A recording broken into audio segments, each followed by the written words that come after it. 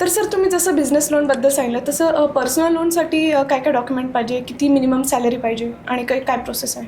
Personal loan करण्यासाठी basic criteria म्हणजे कस्टमरची किमान सॅलरी किमान म्हणजे 15,000 तरी असली पाहिजे, ती अकाउंटला येणारी असली पाहिजे. कॅश सॅलरी मध्ये असेल तर सहसा 99% ते लोन होत नाही. एखादा चान्स असतो की कॅश सॅलरी असेल, सिबिल खूप चांगला असेल तर 1% चान्स असतो यांचे लोन करण्याचे.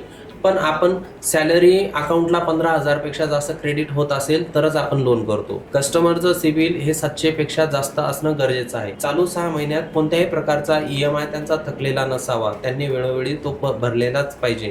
कोणत्याही प्रकारचा जर EMI बाउन्स असेल तर अशा व्यक्तींना आपण लोन देत नाही. पर्सनल लोन करताना कस्टमरचे आपण पॅन कार्ड, आधार कार्ड, 3 महिन्याच्या सॅलरी स्लिप, 6 महिन्याचं बँक स्टेटमेंट आणि फार तर फार जर त्यांच्याकडे फॉर्म 16 असेल तर, आणि करंट ॲड्रेस प्रूफ.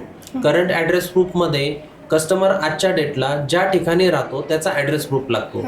जसं की रेंट ॲग्रीमेंट असेल, गॅस कनेक्शन असेल, त्याच्यानंतर पोस्टपेड बिल असेल, NMC कंपनीमध्ये जर असेल तर त्यांचं HR लेटर किंवा कंपनीने प्रोव्हाइड केलेले जे अलॉटमेंट केलेले हाऊसेस असतात त्यांचं HR कन्फर्मेशन लेटर लागतं.